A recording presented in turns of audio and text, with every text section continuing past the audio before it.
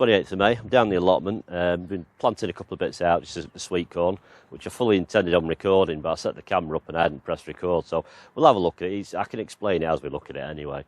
But I was hoping to this week to be doing the work up here, but just a few problems weather-wise. I did my back in, I've done my wristing as well, so I'm kind of resting up because I've got a gig next weekend, so I need to rest this hand. It's hard work trying to play guitar with a wrist injury, because I've got 2 gigs, one night after the other. So this is all going to get done probably first week of June, or second week, weather permitting. I don't want to be doing it when it's throwing it down. It's not really holding me up, but I'd like to get it done. I want to measure up. I've got some pallets to make the whole new compost bins. I smashed them apart in pieces, and that's when my back went. So so they're kind of all in sort of half-hearted split ready. So there's going to be 3 bays over there. There's just 2 at the moment. So, and then behind them, I'm going to put 4 water butts. I can just about fit 4 water butts in. And then I'm hoping to get a water butt and put it by the shed door. Door won't open all the way open, but it'll open straight. And that's where I can just fill it from, the top. I can just sort of scoop watering can out like that and link them together with a hose pipe. So one will fill all of them. So I'll have 5 water butts, which is plenty enough, because to be honest, I very rarely water. Unless if I really have to, because it's such a wet plot most of the time anyway. But then roughly sort of here, this area, I kind of got this is a wood that I had last year when I did my raised beds, because I had a mock-up one in the back garden for keeping some brassicas. So roughly that area there, the edge of that bed, this is going to be a whole new raised bed, just one, same size as them, which is 5 foot by 10.5 foot. A new fence going around there, obviously, and that kind of does this end. So I'll have a pretty big free area spot. I might put a little strawberry bed in, I don't know, just depends. But it'd be nice to have an area just to sit down, and sort of just come down, sit and do a bit of harvest and just relax for a bit. But say 3 compost bays, because the 2 I do struggle with. So the thing is, there's nowhere to put everything. So I'll have to pretty much flip these beds up, mound this soil to one side, empty my compost bins out, dump that here, build the compost bins, reload them, and then try and build the raised bed, put the cardboard down. It's going to be semi-no dig. It's pretty much the contents of the compost heap and what's in these 2 beds is going to go in the raised bed. The compost heap is all fresh stuff, and if any of the brassicas stuff's ready beforehand, that'll all go in there. And obviously all these stalks, they're also going to get thrown in the bottom of it and buried down. And I'm hoping I can plant something in it probably in July. I might put some beans in it or something, or courgettes. I'll find something to put in, even if it's just lettuce or something. And then that's this corner dealt with then. And then it's obviously the main fence, because that's all, it's like 10-year-old now. Do that in the summer months. And then once the blueberries have finished, I'll concentrate on the fruit cage then. That's the plan. Obviously, it's finding the funds to do it all. And the time, because obviously there's restrictions, because obviously I'm caring for my father full time now. So I have to have something in place so I can go and do something. But I'll get it done. I always do. I'll manage to get through it somehow. Even when I'm down here with rain bouncing off my head, it's not the first time I've done it all in the rain. So I'll get the camera and we'll have a look around how the plot's going. I think the last time you looked around here is probably when I planted it up, which is 5 weeks ago, something like that. So it's quite a big change. Things have grown. So we'll have a look around. Right, we'll start in the fruit cage, because pretty much everything's been pollinated in here now. There's just a couple left to fall off, but that's been pollinated. Them petals will fall off any time now. So absolutely laden with berries. So that means the actual door to the fruit cage is going to get shut now, otherwise Mr. Blackbird will be in just as they're coming ripe and nicking them all. So all I've got to contend with now is there'll be like the usual blueberry maggot. You get a cluster of blueberries and then a leaf will be stuck to it and there'll be a little blueberry maggot. Sometimes they'll lay still, and as soon as you touch them they go mental. I get them every year. I try and spot them as I'm picking the actual berries. and just soak them in water and then, you know, they'll come out. But I'm not too fussed about eating the odd bug. Doesn't do me any harm. You know, you freeze it and make a sauce out of it, you know, a syrup. It's fine. So this is the baby corn. You don't have to plant it in a block like traditional sweet corn. I've got 14 there. You can plant them about 6 inches apart. And if you're doing another row, a foot to 18 inches in the row.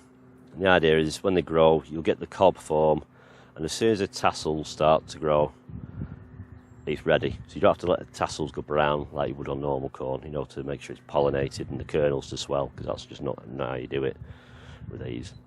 So they'll probably get quite tall, depending how they do, because under here it's a bit of a mole area, so I had to trample it down before. I had a bit of a weed in here, hand weeded it, which took a while, just to get the big thistles out. So I've got an area in the middle here, and I hate seeing gaps, so I'll probably put some in here. I've got a few Brussels sprout plants left, so I'll probably shove them in ground here. Or dwarf French beans.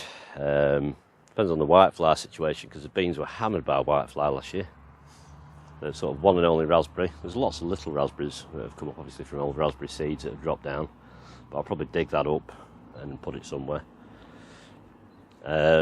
Asparagus, I did cut it last week, but obviously there's more come back. So I'll probably have another cut at that. Peas tied up because they've sort of like gone mental. There's a few flowers starting to form in it here and there. Spuds, they're all hilled up. So I've got the Duke of York, Jazzies, Charlotte, Morris Pear, and 2 rows of Orla.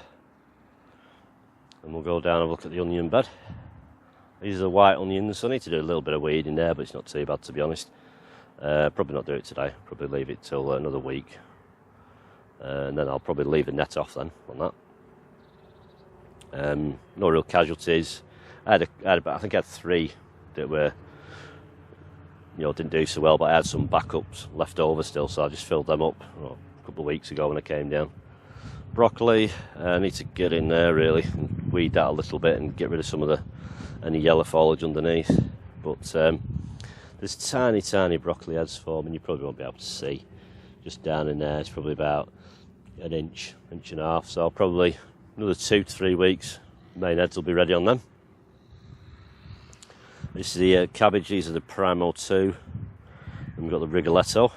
I'm hoping I've not clipped it because I've been very careful and sprayed some weed killer on the past, so I'm just hoping it's not misted onto anything, because I want to try and get the grass off the pass, because as soon as your cauliflowers and stuff are ready, the slugs will be hiding in there waiting. Red onions, the raw spring onions there, they're all okay. Red onions starting to come to now, but I had to weed that last week because it was full of weeds, because a vole and a mole had been in it and overturned it all.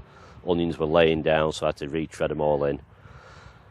And they sort of rerouted because some were on top. How they survived, I don't know. But we'll see what happens with that. Just a little bit of hand weeding. That's the thing with onion beds, you know, it's just a bit more tricky to weed, you know, and just chopping the tops and that. But they're the red onions, they're the red spark. White ones are the Santero. It's a cauliflower bed. I think there's one called Terza. I think there's 2 rows at the end here, and then there's Clapton. No sign of anything forming on them yet.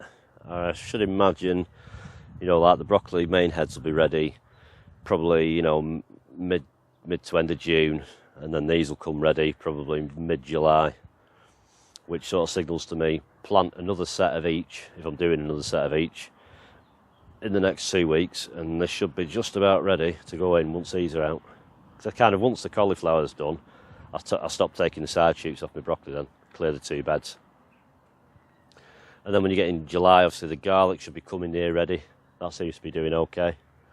A little bit of yellow in here and there. No signs of rust as yet, but there's big patches of chives, you know, that used to be on an old plot that's in the path was spread everywhere. So, I mean, stuff like rust and that kind of overwinters on them. So I always get rust on here. I've got some leeks at home that's supposed to be rust resistant. I might bring them up here and give them a try out. Sweet corn, put in there. That beetroot, I've just kind of prop the sides up for now, just so the sweet corn gets up. So this is Swift. So pretty much he's planted in a grid because the idea is they pollinate each other. They're roughly about 14 inches apart in all directions. So there's 20 altogether. I mean, I could put some radish or even some dwarf French beans in between here, but I'll probably just put a few radish, you know, just along the edge here. But I can leave the net off this now. I won't bother stripping it off, I'll just left it tied up for now. Because I can't put anything in the shed because the shed's full of junk and all sorts at the moment. So I've got that corner sorted out, then I can work on the storage options then. Because I'm going to have to store all the rotten wood on top of my new compost heap until the spud bed's empty, and then I can have a little fire and burn it all. Any good bits of wood I'll keep, you know, because there's nothing wrong with the wood on them raised beds. You know, it's all handy for re-edging stuff like the fruit cage and stuff like that when I do it. So sweet peas over there, Hilda's mix, the ones that was just sown direct. Done alright to be honest, getting ready to tie back. It was just like a little trench made, load of seeds shoved in, probably sort of March, and they just germinated themselves. No mice seemed to bother them. Seem okay. So I was just a little look around at how the allotment's going. Everything seems to be tickling over okay. So like I say, in between sort of the harvest and the next sowing, I'm trying to get that corner done up there. Because gardening is always an ongoing job. There's always stuff you can find to do. You know, there's always experiments you can do and come up with ideas. But you know, obviously this fence and all the other sort of revamping, it takes a bit of commitment and obviously financial costs. So to fund it, so you try and get what you can, you know, salvageable, and then you can work out what you need to outlay. The fence is the biggest outlay. Like I say, we're not working in that and being carer full time. I just have to be a bit more careful how I spend anything now. But it needs doing, you know. So it's got to be done. I'd go mad if I couldn't do the allotment, to be honest. You know, it is hard. It's hard. It seems harder this year to keep up with everything and to just be able to just nip and do things. Everything has to be sort of like more organised. What you're going to do. So fingers crossed, everything will come right, and I've not caught anything with weed killer. So I've kind of had my spray pinned to the ground very carefully. There is a slight breeze, but I thought it needs doing, you know, and then it'll be fine then, probably till I'm ready to put the next sowing in, and I'll sort of spray it again before I sow stuff. I know some people don't like weed killer, but I used to spend too long strimming paths, and I just had more problem with bugs, to be honest, so I keep the paths clear. And I haven't the funds or the actual physical energy at the moment to be lugging bark across, because it's just somewhere for things to hide, and it just gets so wet on the plot anyway. So I kind of gone back to the old method of just get rid of the grass off the paths, and I can come here and do the job intended, which is to grow my own food. You know, and if you get a good year, then great. You know, if you don't always get a good year, you know, some years are better than others, but you just try your best, and fingers crossed, Mother Nature lets you get away with it, and you do all right. So the next update will be from the garden to show how things are getting on. I've got some footage I've recorded from the garden, which I've either uploaded already or it's due to come up. There's a potato reveal and all that lot. Just the first one. It was pretty good, but you have to do these things. And then obviously I'll look around the rest of it, because I've been picking lettuce like a madman, you know, and I've resown some more. Celery's being planted out, and a few things to look at in the garden regarding ideas. And I'm desperate to get my leeks out because they're getting quite thick now, but I just need to clear some space. So till next time, thanks for watching. I'll see you then. See you now. Bye bye.